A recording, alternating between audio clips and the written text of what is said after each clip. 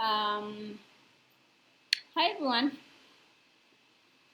Thinking I'm having an issue with the audio. Okay, now I think it's okay. Hi everyone. Thinking I'm having an issue with the audio. Okay, now it's okay. Hello everyone. Welcome to the self-knowledge lectures. Today we are having our lecture number 24 of the phase A of this self-knowledge course. And today we are going to be talking about the I of Treason, a very, very interesting topic. Let me check again that the audio is okay. Just allow me a second. I of Treason. Yeah, I think it's okay. Okay. So, in today's lecture, we are going to be delving into this thing of treason. We are going to see what is treason and what is the reason why we constantly betray others, but especially our unconsciousness. And today we are going to know the three traitors of our psychology that, well, they are, or we can see them represented in that historical cosmic drama that was the drama of the crucifixion of Master Jesus. Actually, there we had three characters that personificate the three traitors that also exist in our consciousness. So today we are going to know by studying this historical, question and our psychological question, we are going to know how all of our defects are actually structured through treason. So in this lecture, it's going to be very interesting because we are going to see and to know these three traitors, and if we get to identify them in our inner world, these internal aspects of our own treason, we are going to see how we are all the time betraying our consciousness to satisfy our ego. Okay, and well, as I always say, if you have any question about this topic, you can leave your questions down there in the chat, and I will be gladly solving any one of your questions. The same, if you want, you can contact me through the messenger of the page, and I will also be solving your questions. If you see this video through YouTube, you can also leave your questions there, and I will be solving any question that you have. Okay, so as always, let's start this lecture live by entering into context, explaining what is treason. Actually, I think you know, but let's explain this to get into context. Treason is, or to commit treason is to break or to breach a covenant or agreement. Okay, so for it to be treason, there must be a previous agreement that can be betrayed. Actually, we on the physical plane know treason when, for example, a boyfriend tells a girlfriend that he will love her for life, and after 15 days he's bored, or he goes away with another girl. In fact, the boyfriend already made a promise and he broke it. Then there is treason. Or when we agree to, for example, pay some money on such a date, and being able to do so, we don't do so. Obviously, there is treason there since a pact is being breached. So, for us to be clear, treason is to violate or breach a pact or a commitment that we have. Okay. Now, the important thing is to know what is like the greatest commitment that we have made. We all came from that source, that sacred absolute sun, here to this physical manifestation with a purpose. We are not here just as visitors or tourists. No. Each one of us descended into this physical manifestation to achieve mastery. to achieve the self-realization of our inner being, to reach the awakening of 100% of our consciousness. So actually, we all made a pact with our inner being, with our consciousness, to come and to achieve that purpose and return to that source triumphant. So we came here to experience, to get to know ourselves, to rescue all the wisdom from the ego, and to turn all of our darkness into light. So every time that we receive the knowledge, this knowledge of the three factors for the consciousness revolution in one existence, internally we are like we're taking that pact of self-realization, and that pact of working for that purpose at any cost. But to achieve this, we will have to face the three enemies of the inner Christ that you know is the fire of our consciousness that we all carry inside, those three traitors. And these three aspects are what forms the I of Treason. That is why we name this as the I of Treason, because treason is like a way of being in our interior. Okay, let's remember the lecture number 28, where we were talking about the universal and the individual Christ. And there we were explaining what Christ really is. So we were talking about, the cosmic drama that Master Jesus came to represent in the whole land, and that in order to open the sense of initiation in this race, and left embodied in the collective memory through what was his life and passion, the path that every aspirant to incarnate his inner Christ must live, but internally. So the initiates of all times have had to live this same cosmic drama, the one that lived Master Jesus in Holy Land, within themselves. And each one of us, if we want to self-realize, at some point we will have to live this same cosmic drama, but within ourselves. That, of course, if we aspire to Christification, to total liberation. And actually, through self-observation, we realize that we live it. We are living like in a small portion this cosmic drama within ourselves from moment to moment.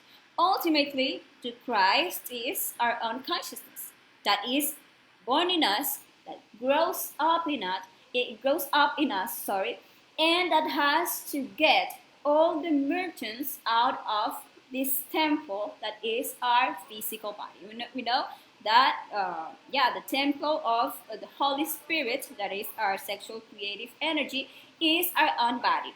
And the merchants are all of our psychological defects, all of our ego, who give us pleasure in exchange for our valuable energy.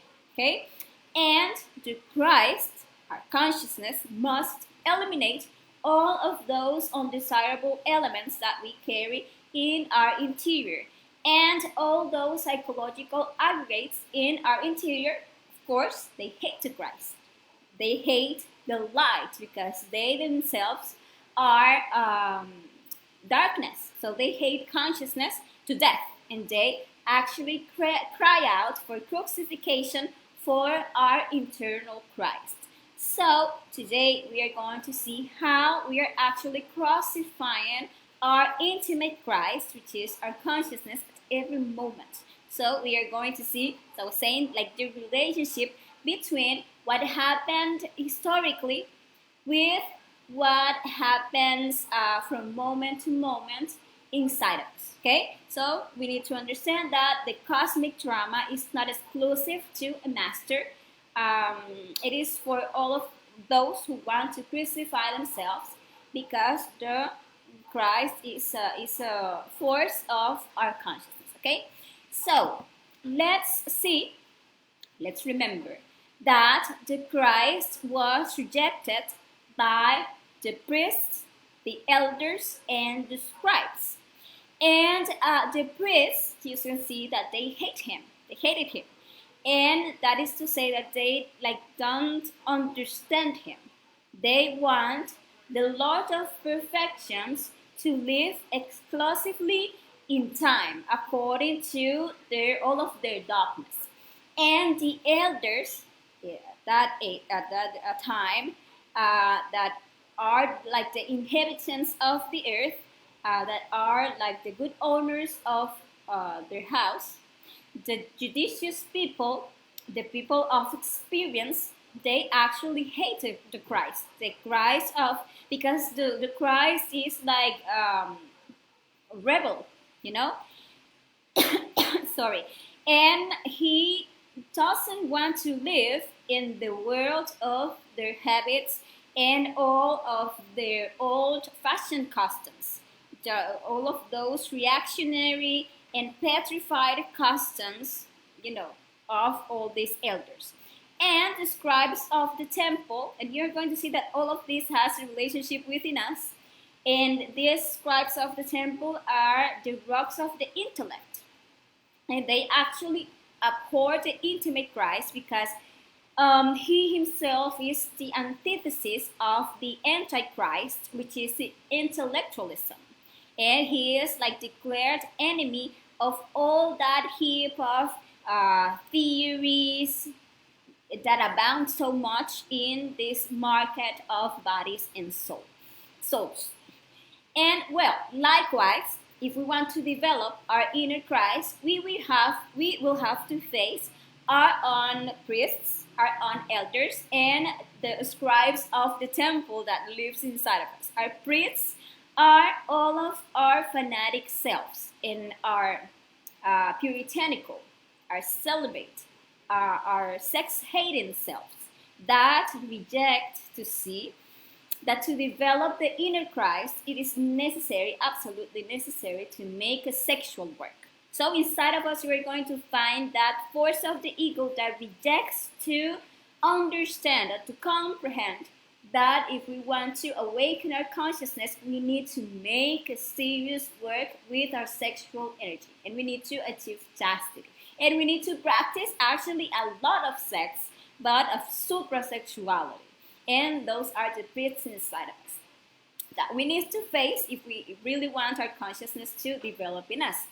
And the elders in ourselves, the good owners of house, the judicious people, they represent our customs, our beliefs, our dogmas that are like stumbling blocks when we want to develop our consciousness above what is morally or socially established. Okay, and the scribes of the temple, they represent our intellectual selves, full of theories. We have a lot of theories inside of us, a lot of concepts, a lot of doubts, and a lot of skepticism. And those selves in our interior don't allow us to open ourselves to practice and to directly experience the reality. Okay, and those are actually strong enemies that we are going to have to face internally in ourselves in order to start down this path of the self-realization, of getting to know ourselves. But once we decide to take the path of the initiation, that we decide ourselves to break with all of this and start working on ourselves, we are going to realize that within us, in our own psyche, exist three traitors. Exists Judas, which is the demon of the desire. Exists Pilate, which is the demon of the mind, of the justifications. And Caiaphas, which is the demon of the ill will.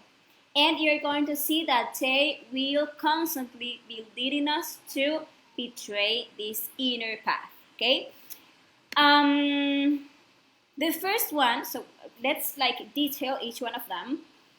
The first traitor is Judas. Historically, we know Judas as that disciple of the Master Jesus who betrayed him by selling him for 30 silver coins, and who later, as you know, commits suicide by hanging himself with a donkey's lasso.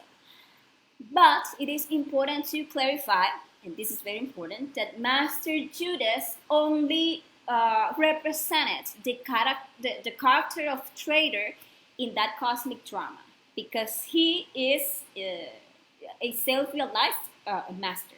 Yes, he is. And he was aware of all his role in the cosmic drama, and he consciously agreed to collaborate with Master Jesus, taking on that difficult role of representing that traitor that is the demon of desire that we all have. And actually, we can all invoke Master Judas in the astral plane, and we can get to corroborate that he is a master and receive interesting and important teachings from him. Of course, we can do. And in the historical drama, we can see that he betrayed the Christ for money. And that is representing how all of our desires sell the Christ, which is our inner fire, in this physical world in exchange of pleasure, in exchange for fame, for money. And at every moment, in return, we surrender to the multiple desires that we feel during the whole day, and we are betraying our Christ, by changing our energy, by trapping our consciousness in exchange of the ephemeral pleasure that the ego is like all the time giving us. So you can see that Judas in our interior actually represents the demon of desire, and he is the enemy of nature, of our superior nature. So he is the enemy of the spiritual birth, since this enemy in our interior prevents all the superior creations to be done in us, because he is the whole day selling our inner fire that we actually need in order to be born spiritually through the practice of the supersexuality. So this Judas in our interior represents all of our desires and temptations. Desire is actually the source of all strength. And you're going to see that trapped in each of our desires is the fire. When you feel a desire, you feel like here in the emotional center, that's fire, like like if it is burning. And that fire is actually our strength.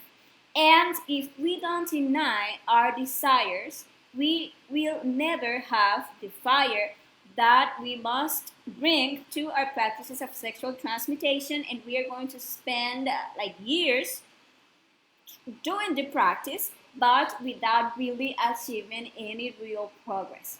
Desire, so, is the source of strength, because fire is actually the life, the strength that like animates anything. And if we continually surrender to our desires, we are going to continue to be slaves of our desires. But if we start refusing them, we are going to start rescuing that fire that is trapped in desire, that is conditioned in desire, and we are going to end up becoming masters of the force. So, how are we going to work this demon, to work these desires? Well, actually, in the Gospel of Judas that was discovered in 1978, we find that he said, "Blessed is he who sees in my light the light of my master." And he also said, "Blessed is he who can follow my Rabbi without hearing my voice." And actually, in this quotes, he's giving us like a key. And this key is that when one manages to see the fire, the Christ that is trapped in desire, we can rescue it. But when we don't see it, when we just satisfy our desires, we lose our fire at every moment. So learning to fight this traitor is very important if we really want to advance in the great work. Otherwise, we will never start, like for real, the esoteric work. Okay? And well, this demon is actually defeated by denying our desires. Desire is fire, and by working the psychological death, by dying from moment to moment, we rescue the fire for consciousness. So we release the fire that is trapped in every desire.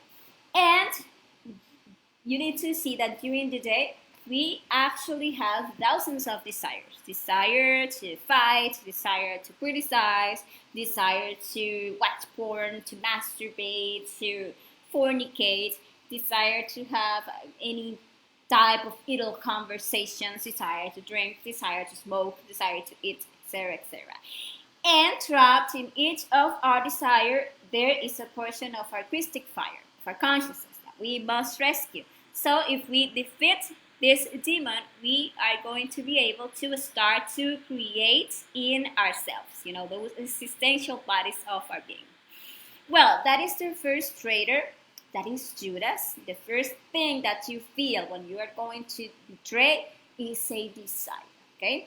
The second traitor is Pilate, and we know him historically as the Roman governor of Judea. And he betrayed Christ, condemning him, and then declaring himself like innocent of this, blaming others for his decision because he made the people choose between Barabbas and the Christ. So when the people choose the freedom of the thief in exchange for that of the Christ, Pilate just washed his hands and make himself look like blameless. And that is our inner Pilate. That is what our inner Pilate does all the time. And in ourselves, it represents the demon of the mind, of all of our justifications. We feel a desire, and what we commonly do is that we go ahead and we justify that desire. We justify, we find like a reason in our mind for why we just why we must go and satisfy that desire. Okay, so what we commonly do is the same as Pilate. We put our ego to choose between the desire, between like our consciousness, or to Christic fire, or to the ego, or to satisfy our desire. So what we do is that we constantly let the mind speak instead of right away judging ourselves and eliminating that desire. We let the mind speak. We let our mind look for justifications to give free rein to our desires, but always with a good justification. Okay, and thus we always betray our inner Christ while we just wash our hands, because we always have a good justification. We always, all the time, have very, very good intentions. So if we feel, for example, desire to fight, to shout, to offend, we give in to that desire.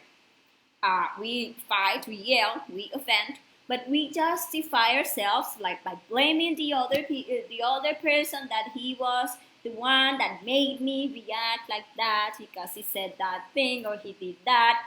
In that way, we are not judging ourselves. We are justifying ourselves by blaming others. Okay.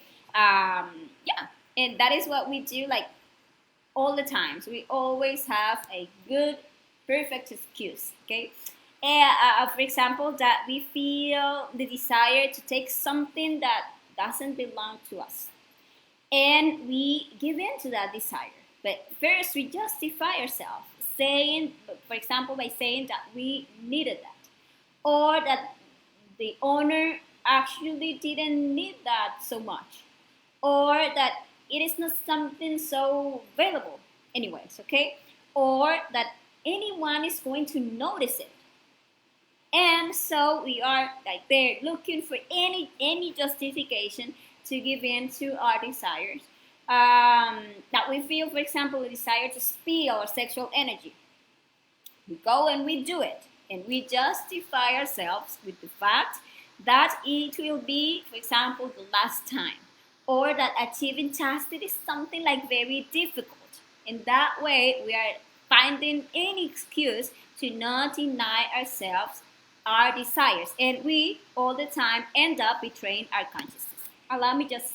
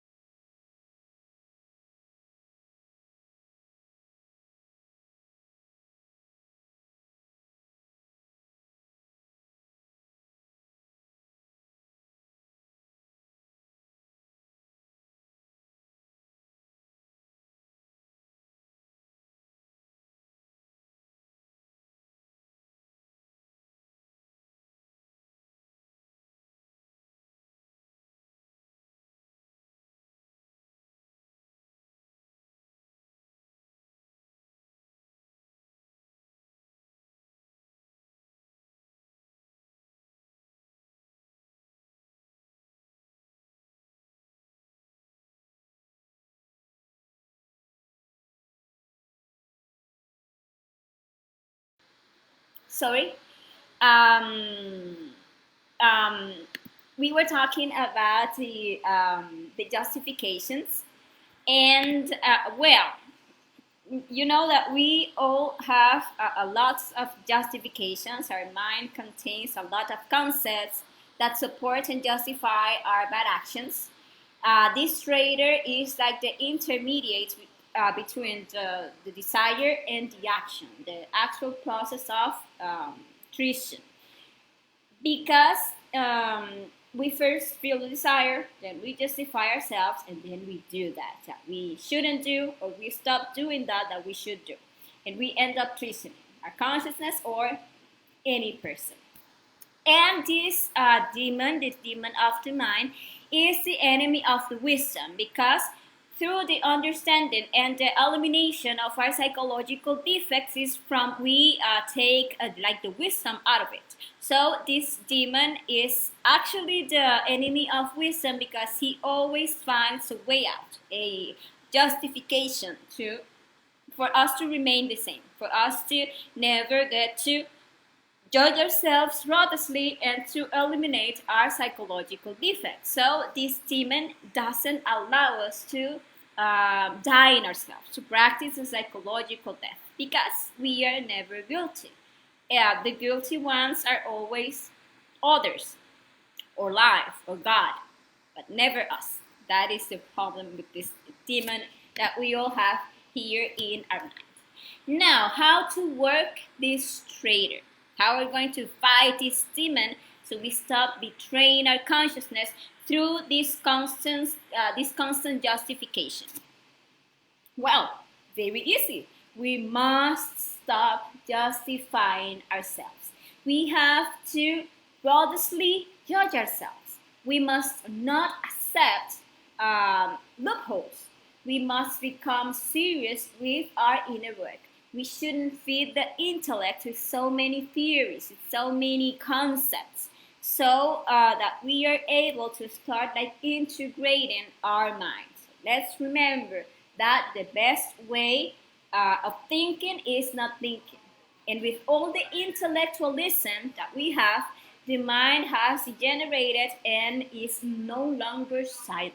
Okay? So actually we must know that our mind should be at all times like in charge of judging ourselves, of judging our psychological defects. And we must know, as I was explaining, that the wisdom comes only from the death of our psychological defects. When we ask for death for a defect, it like liberates light, which is wisdom, and liberates fire, that is love. And this demon well prevents a psychological death because we are all the time blaming others. We are all the time judging others instead of judging ourselves and to judging our own actions to find there the hidden psychological defects that are like all the time. So we always find thousands of justification for not or this demon finds all the time lots of justifications for not letting us to do the things of our being, and lots of justifications for us to continue doing the things of the ego or of the personality. And this demon is only defeated by judging ourselves broadly and never judging others. And in exchange, we are going to regain wisdom. Okay, and the third traitor is Caiaphas.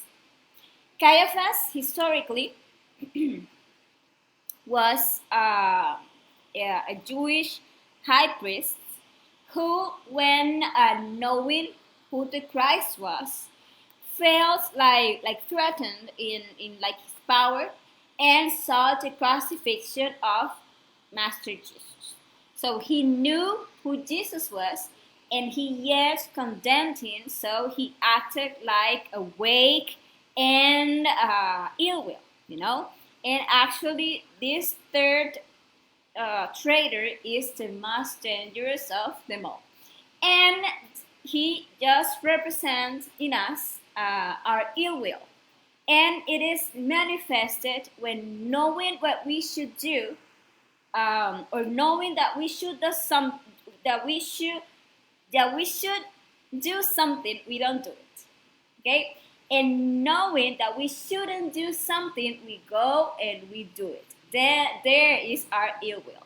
So in our interior, he represents like that third head of our treason. That is this, the demon of the ill will, which is the one that is manifested after we felt a desire. We go and we justified it with our mind, and we end up acting against our consciousness, against the development of our inner Christ by doing what the ego wants, or by not doing what we should do in favor of our inner being. So he is the most dangerous, because also karma is generated here.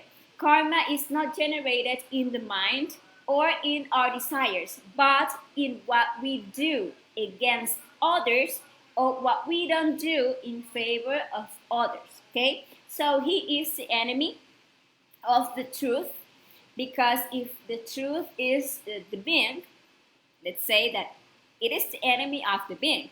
It wants to prevent us from doing the work of the being, and he represents our words and our actions and our omissions in like the field, of facts. So he makes us all the time promise and do not fulfill what we have promised.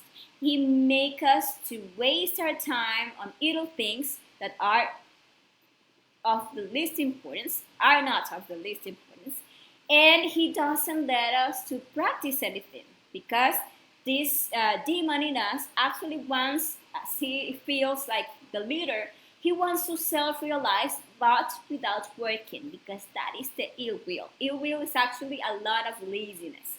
And this demon is especially enemy of the sacrifice for humanity, because he doesn't let us do. He doesn't let us do things in favor of others. He's never, if we don't combat this ill will that we all have, we will never find the time, the time to share, for example, this knowledge with other people. And because we have this demon inside of us, so big, so well fed, we always have goodwill for wasting time, for example, on the cell phone and social networks, looking at memes, watching videos, playing for hours, video games, for example. We have a lot of willingness to watch TV, to watch series on Netflix, goodwill for parties and rebels, goodwill for sleeping, a lot, resting, willingness to fornicate, willingness to adulterate. But for things of consciousness, we are lazy, we are sleepy, we are yawning. But to talk for hours, watching TV, for wasting time of networks, go out or anything that is attractive to the ego, we get encouragement from where there is none. That is our ill will. We have a terrible ill will for the things of the consciousness. If you desire to establish a discipline in your inner work, in your esoteric work, you're going to find out the bad will that you're going to start experiencing, bad will to practice. Even to practice conscious astral projection, you're going to find that you have a terrible bad will, because what we prefer is to go to bed and just let us go and go there dreaming all the time. And that is our ill will. We have ill will to stay awake during the day. In self-observation, discovering all the manifestation of our ego. Ill will to meditate, to get up early, to concentrate, to at night do our retrospection practices, to work to develop conscious love by sacrificing ourselves for others. So we have a lot of unwillingness to talk to someone about knowledge, to hand out flyers, for example, of this knowledge, to teach this knowledge, etc. Okay? And we need to, if we really want to advance, to develop our consciousness, we need to combat our terrible ill will. Okay? And how are we going to work this trader of our consciousness? Well, by making conscious sacrifices and going through voluntary suffering.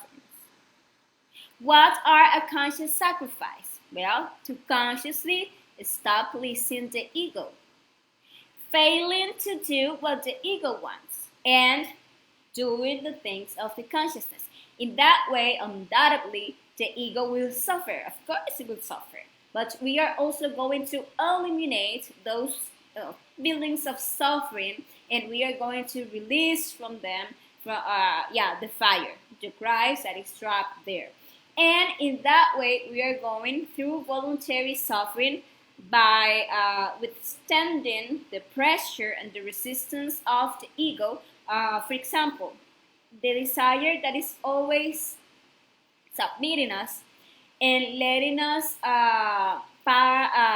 fall in ill will is, for example, smoking, or is the consumption of any drug.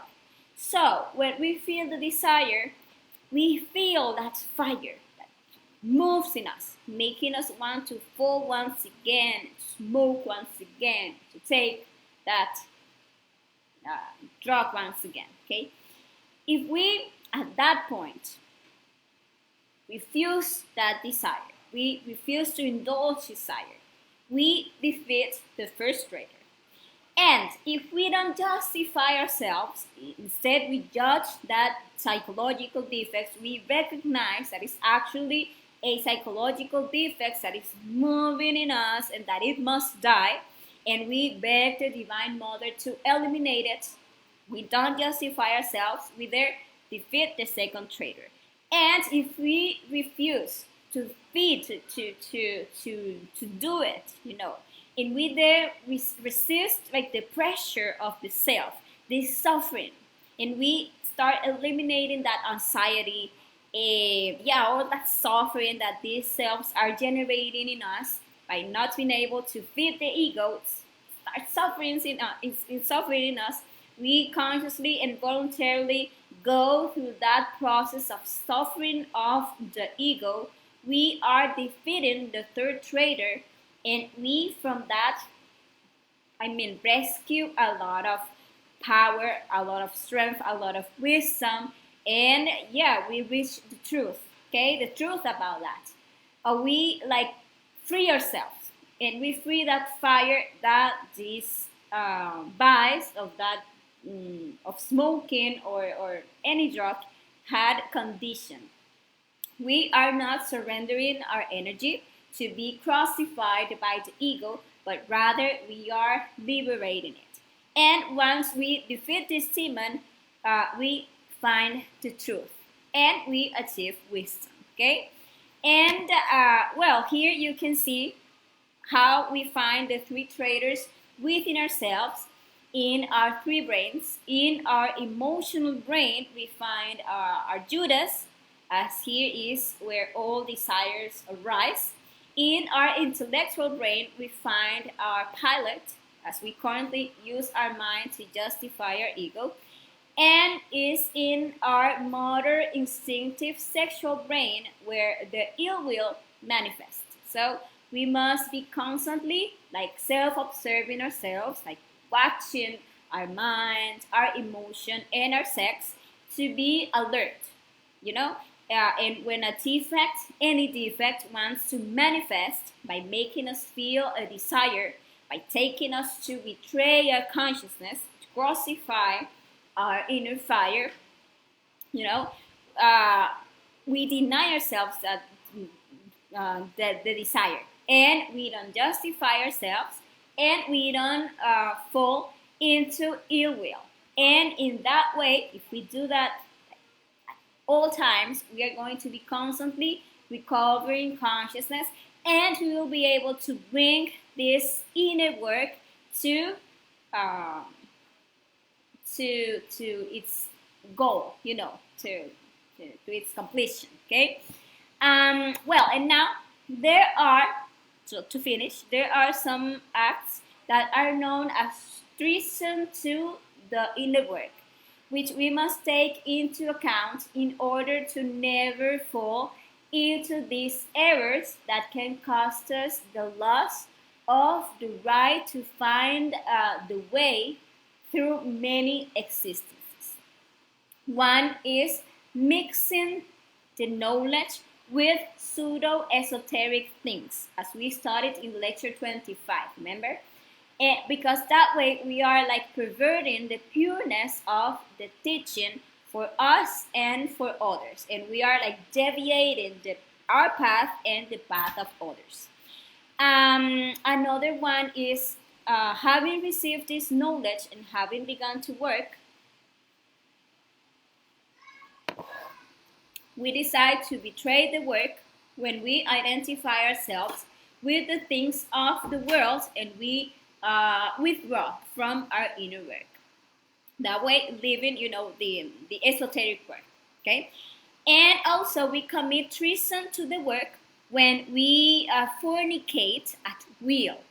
Okay, already knowing the importance of the sexual energy, by ill will we go and we spill our sexual energy. And also, when already having chastity, we take another partner, thus adulterating. That is, we have a partner with which we practice the supersexuality, and we go and we have sex with another one. That is a treason to the work, and that is have terrible consequences. And we betrayed the work when, before the decision of the path that is proposed to us at the beginning of the fifth initiation, we choose the path of nirvana. That way, we betray our intimate Christ, and that is also a treason to the work. Okay, and well, people, this has been today's lecture. I hope that you found it useful and interesting. Um, and remember that all the selves, all of our eyes, are traitors. They lead us all the time to betray our own energy and to betray our unconsciousness. So, in the end, all the selves are judged for treason. And well, I will leave you with the invitation to our next lecture, a very useful lecture, in which we are going to be talking about what we must do so that the practices give us positive results. In that lecture, we are going to be analyzing the different aspects that may be preventing us from developing the practices, and we are going to see how we can resolve all those aspects. You can see here lack of concentration, lack of faith, fear, lack of objective. We are going to be studying all of that. So this has been all for today. Thank you very much to all of you. Well, see you the next time. Ciao, ciao.